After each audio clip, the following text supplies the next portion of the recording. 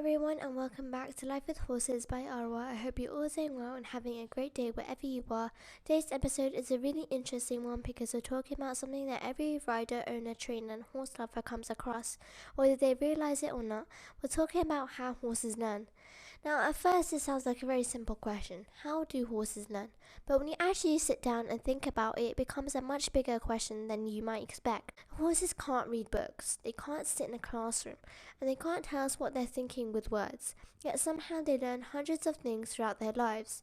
They learn what feeding time sounds like, they learn what their stable is, they learn the difference between a walk, trot, canter, and gallop aid, they learn how to navigate jumps. Some dressage horses can perform incredibly complicated movements, and somehow they all learn without ever speaking a single word. So how does that happen? That's exactly what I go to explore today. So let's get started. I think one of the biggest mistakes people make is assuming that horses think exactly like humans. We sometimes expect horses to understand things the way we do. For example, a rider might get frustrated because their horse doesn't understand a new exercise after only a few attempts. But the horse isn't being difficult. The horse is simply learning differently. Understanding how horses learn helps us better riders and better partners. Instead of asking, why won't my horse do this, we start asking, have I explained this clearly? That small change in mindset can completely change the way we train, because learning is happening every second, even when we don't realize it. Your horse is learning from every ride, every interaction, every reward, every correction, every time you handle them. Whether you're teaching them something intentionally or not, your horse is always learning. One thing that researchers and trainers don't often agree on is that horses learn through experience. They learn through association and consequences. In simple terms, horses start connecting things together. If something good happens after a behavior, they may repeat that behavior. If something uncomfortable disappears after behavior, they may repeat that behavior too.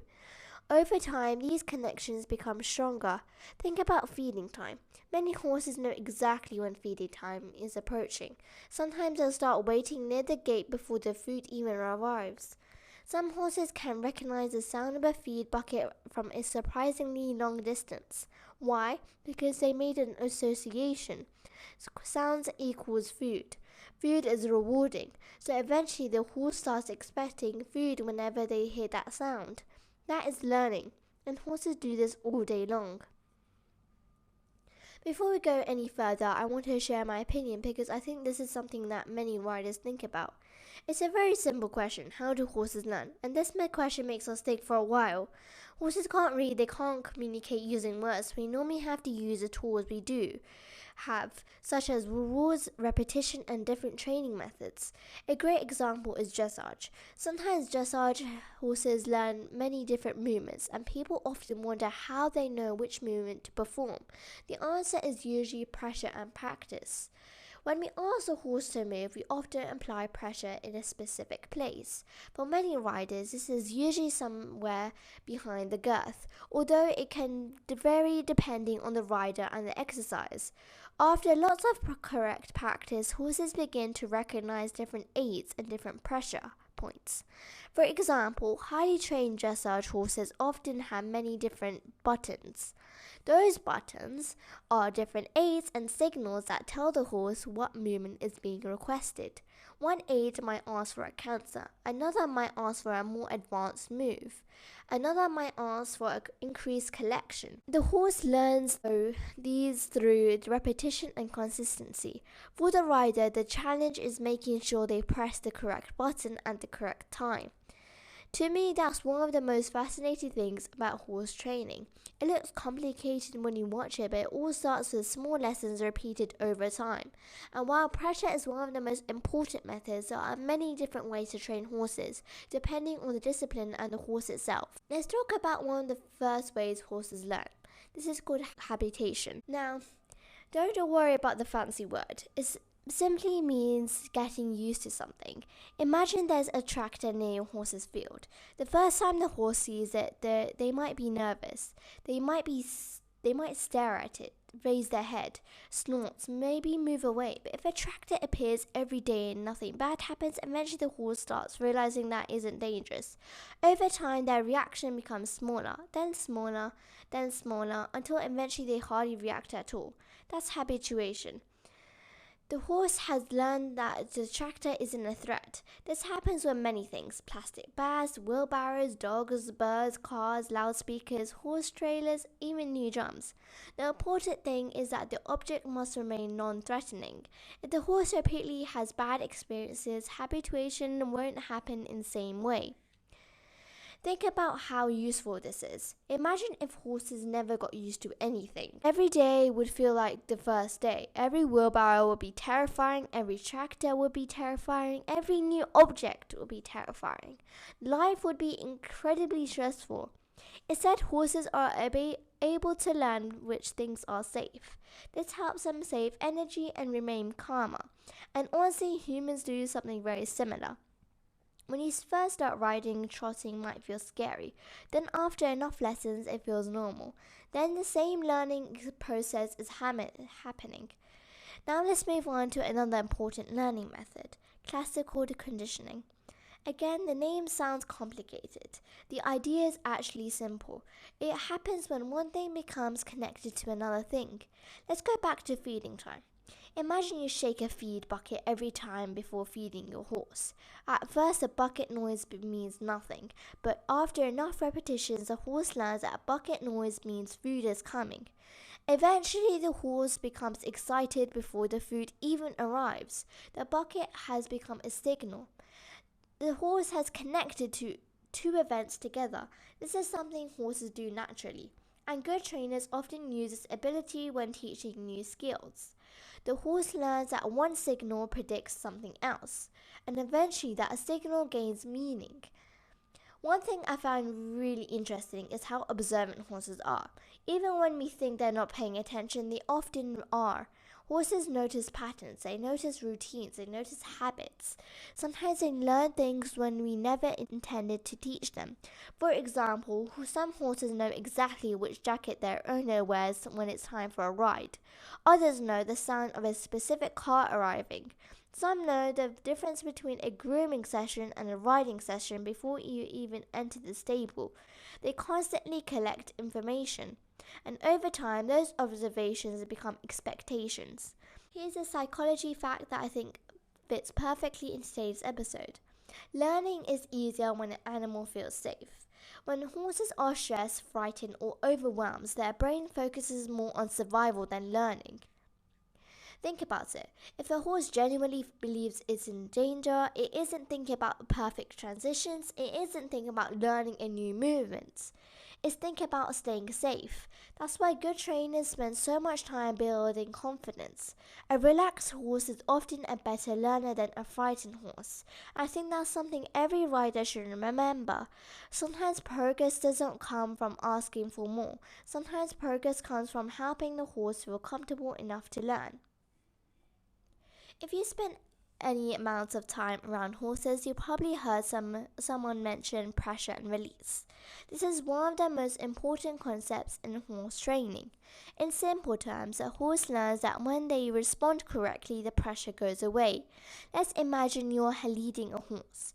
You gently apply pressure to lead the rope and ask the horse to walk forward. The moment the horse takes a step forward, you often soften the pressure.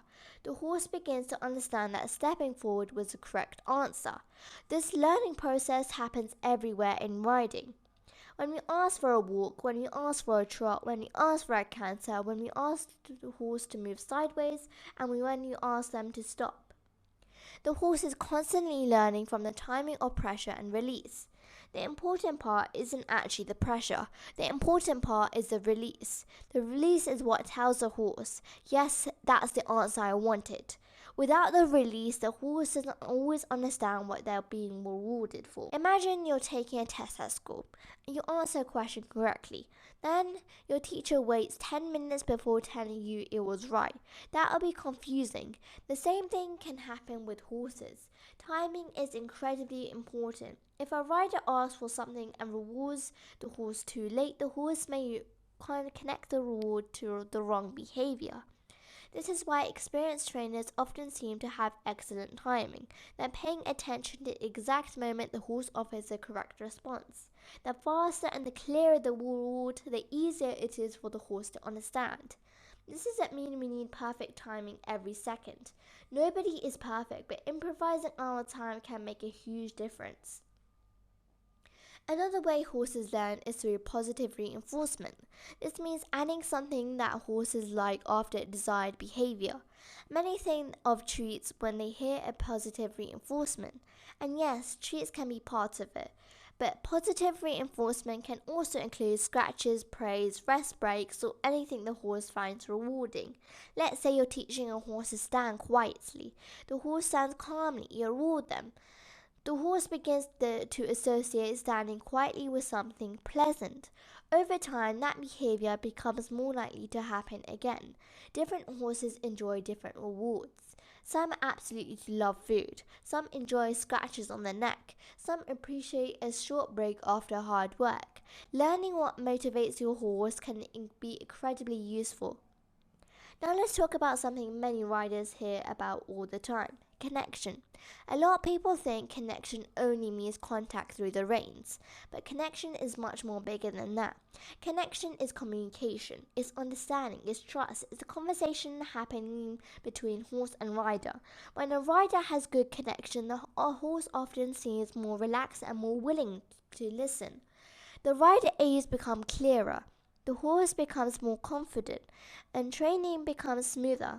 Connection doesn't appear overnight. It develops through consistency, through spending time together, through fair training, through patience. The strongest horse and rider partnerships are usually built on 1,000 or so interactions rather than one big moment. Let's look a little deeper at contact. Contact is not about pulling, it's not about forcing. Good contact creates communication. Think of it as a conversation. If someone shouted every word at you, the conversation would be very enjoyable. The same idea applies to horses. Good riders aim for soft, consistent communication.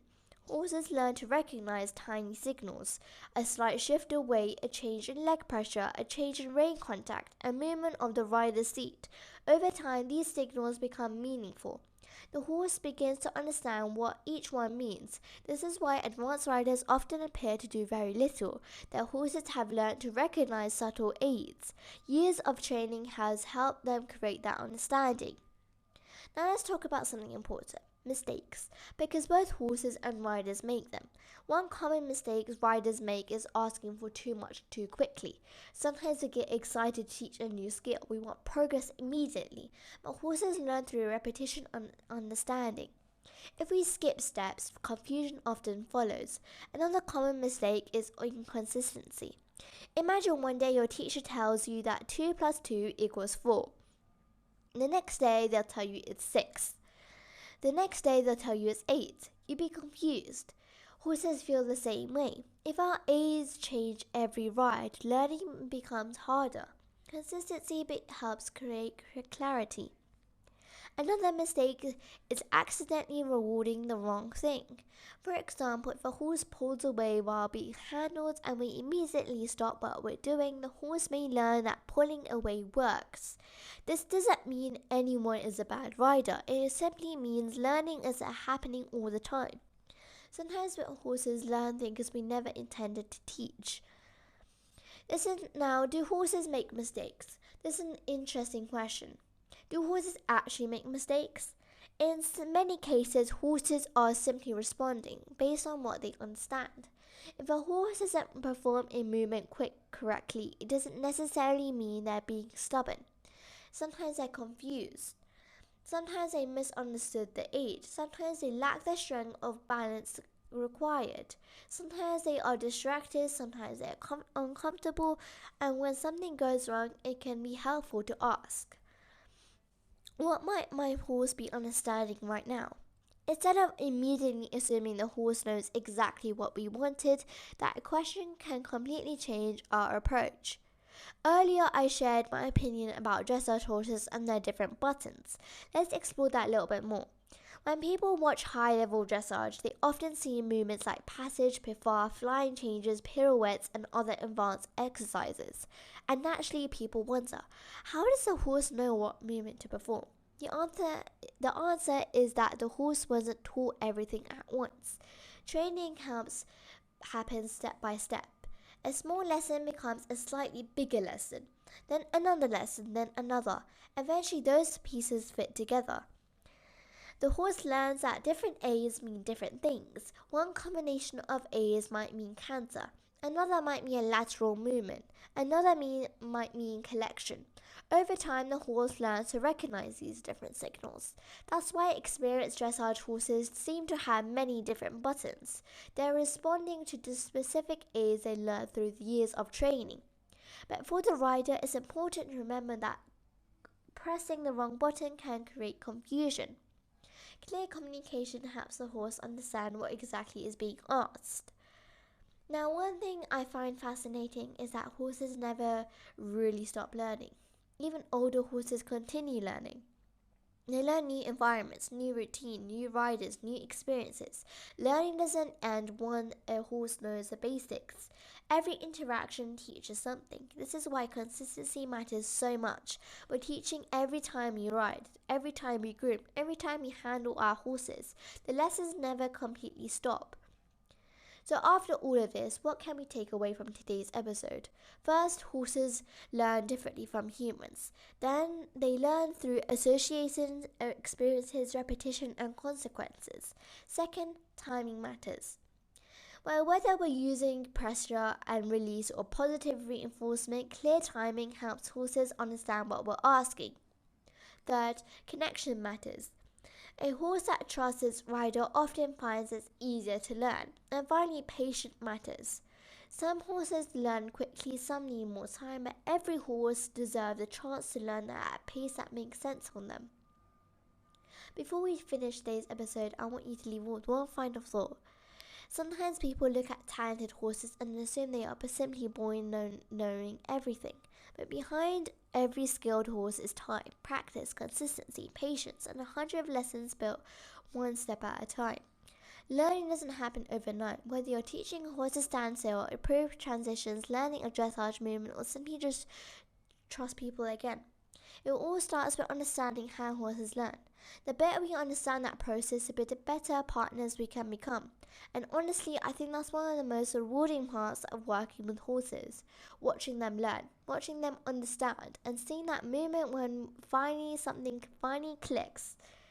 Thank you all so much for listening to this episode of Life with Horses by Arwa. Have a wonderful day. Enjoy spending time with your horses, and I'll see you in the next episode. Bye!